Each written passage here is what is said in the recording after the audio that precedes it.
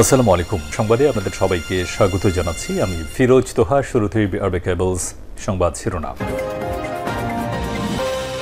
বাংলাদেশের সর্বশেষ গুরুত্বপূর্ণ আপডেট সংবাদে আপনাকে স্বাগত। শুরুতেই সংবাদ শিরোনাম, পরে বিস্তারিত। শুরুতেই জানাবো একটি গুরুত্বপূর্ণ সংবাদ। ভারতে বাংলাদেশের হাই কমিশনে হামলার নেপথ্যে রয়েছে মমতা এবং হাসিনার ইন্ধন, বললেন নোমান। বিএনপির কেন্দ্রীয় কমিটির ভাইস চেয়ারম্যান আব্দুল্লাহ আল নোমান বলেছেন, ক্ষমতায় থাকা অবস্থায় শেখ হাসিনা ভারতকে বাংলাদেশে তাদের আধিপত্যবাদ প্রতিষ্ঠা করতে সহযোগিতা করেছিলেন। এখন তিনি ভারতের আশ্রিত একজন দাসীতে পরিণত হয়েছেন। তিনি বলেন, ভারতে বাংলাদেশি হাইকমিশনে শেখ হাসিনার ইন্ধন এবং মমতার ইন্ধনেই হামলা হয়েছে। এরপর জানাবো, প্রতিবেশীদের ঘরে আগুন দিলে নিজের ঘরও নিরাপদে থাকবে না, ভারতকে হুঁশিয়ারি করলেন বিপ্লবী ওয়ার্কার্স পার্টির সাধারণ সম্পাদক সাইফুল হক। এবারে জানাবো, বাংলাদেশের সঙ্গে ভারতের সম্পর্ক নিয়ে মাহফুজ আলমের স্ট্যাটাস। জুলাই আন্দোলন ও নতুন বাংলাদেশের সঙ্গে ভারতের সম্পর্ক এবং দৃষ্টিভঙ্গি নিয়ে বার্তা দিয়েছেন অন্তর্বর্তীকালীন সরকারের উপদেষ্টা মাহফুজ আলম।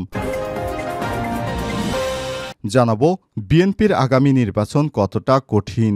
আগামী একাদশ জাতীয় সংসদ নির্বাচন এখনও দিনক্ষণ ঠিক হয়নি, তবে আসন্ন নির্বাচনকে চ্যালেঞ্জ হিসেবে দেখছে একাধিকবার রাষ্ট্র পরিচালনাকারী দল বিএনপি।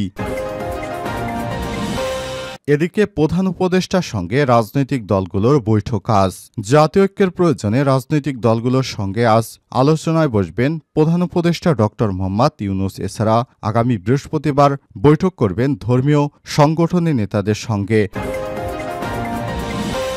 এবং সর্বশেষ জানাবো, খুলনায় অস্ত্রাঘাতে আহত বিএনপি নেতার মৃত্যু। খুলনায় সন্ত্রাসীদের ধারালো অস্ত্রের আঘাতে আহত ৩০ নম্বর ওয়ার্ড বিএনপির সদস্য ও চিংড়ি বণিক সমিতির সাবেক সভাপতি আমিন মোল্লা মারা গেছেন। ইন্না লিল্লাহি ওয়া ইন্না ইলাইহি রাজিউন। আর সকাল ৭টার দিকে খুলনা সিটি মেডিকেল কলেজ হাসপাতালে চিকিৎসাধীন অবস্থায় তিনি মারা যান। প্রিয় দর্শক, এতক্ষণ শুনছিলেন সংবাদ শিরোনাম, এবারে বিস্তারিত। তবে তার আগে বন্ধুরা, অনুরোধ থাকবে এই সংবাদটিতে একটি লাইক দিন।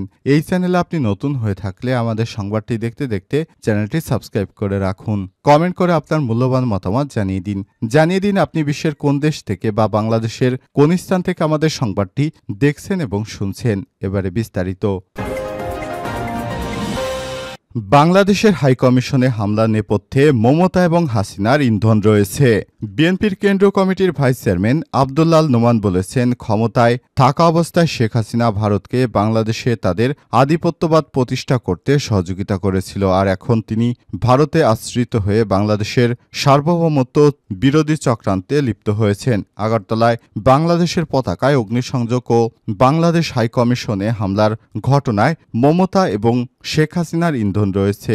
দেশবিরোধী এবং দেশের স্বাধীনতা এবং সার্বভৌমত্ব বিরোধী ষড়যন্ত্র চলছে। মঙ্গলবার বিকাল ৩টায় নগরীর ভিআইপি টাওয়ারে জাতীয়তাবাদী শ্রমিক দল চট্টগ্রাম বিভাগীয় কমিটির প্রতিনিধি সভায় প্রধান অতিথির বক্তব্যে তিনি এসব কথা বলেন। চট্টগ্রাম বিভাগীয় শ্রমিক দলের ভারপ্রাপ্ত সভাপতি মোহাম্মদ ইদ্রিস মিয়ার সভাপতিত্বে সভায় প্রধান বক্তা ছিলেন কেন্দ্র শ্রমিক দলের যুগ্ম সাধারণ সম্পাদক ও বিভাগীয় শ্রমিক দলের সাধারণ সম্পাদক শেখ নুরুল্লাহ বাহার। সাবেক মন্ত্রী আব্দুল্লাহ আল নোমান আরও বলেন, আগস্টের বিপ্লবে দেশ ছেড়ে পালানোর পতিত স্বৈরাচার শেখ হাসিনা ভারতের আশ্রয় নিয়ে বাংলাদেশ বিরোধী ষড়যন্ত্র শুরু করেছে। মমতা ব্যানার্জির বাংলাদেশের সম্পর্কে দেয়া মিথ্যা বক্তব্যে শেখ হাসিনা দেশবিরোধী চক্রান্তের যোগসূত্র রয়েছে। তিনি এই ষড়যন্ত্র চক্রান্ত সম্পর্কে শ্রমিক দল বিএনপি নেতাকর্মীদের সজাগ থাকার আহ্বান জানান।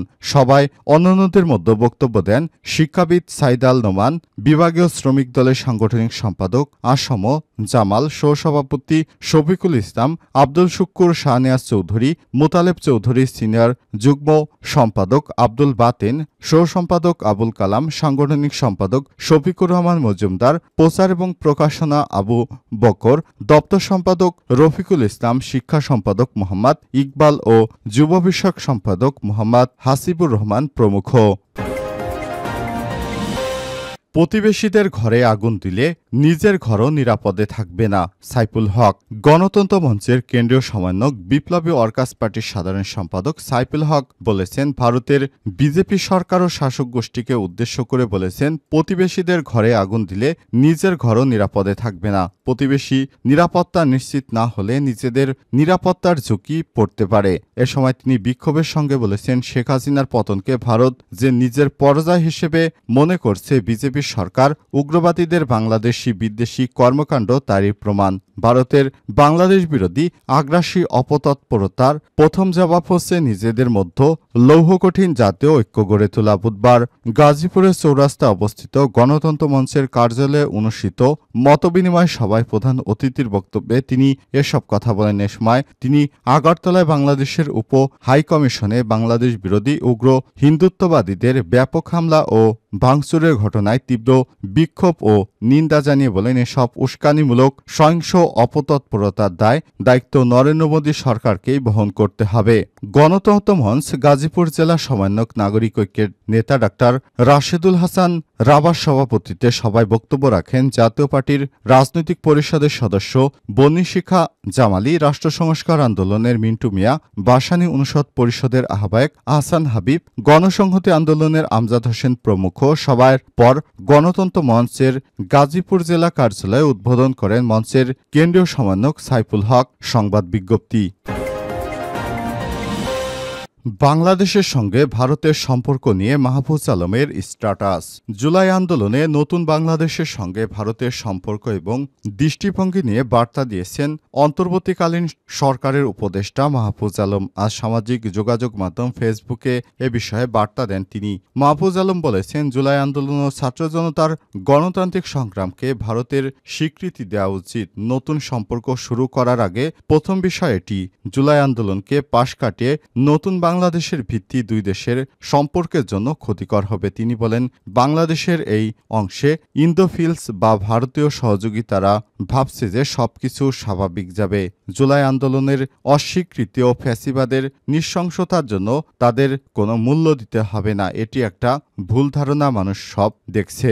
সরকারের এই উপদেষ্টা বলেন, ভারতীয়রা সাম্প্রতিক পরিস্থিতি জঙ্গিবাদ ও হিন্দু বিরোধী এবং ইসলামবাদী দখল হিসেবে চিত্রিত করার চেষ্টা করছিলেন, কিন্তু তাদের প্রোপাগান্ডা ও উস্কানি ব্যর্থ হচ্ছে। তিনি বলেন, প্রায় 2 দশক পর বাংলাদেশের মানুষ স্বাধীনভাবে গণতান্ত্রিক অধিকার ভোগ করছে। সত্য চলে এসেছে, মিথ্যাচারের বিচার হবে চিরকাল। তিনি আরো বলেন, ভারতের উচিত 75 পরবর্তী দৃষ্টিভঙ্গি পরিবর্তন করে নতুন বাংলাদেশের বাস্তবতা উপলব্ধি করা। বর্তমান অবস্থায় 75 পরবর্তী অবস্থার মতো নয়। জুলাই আন্দোলন ছিল একটি গণতান্ত্রিক প্রজন্মগত এবং দায়িত্বশীল সংগ্রাম, আর এই সংগ্রাম অব্যাহত থাকবে দীর্ঘকাল।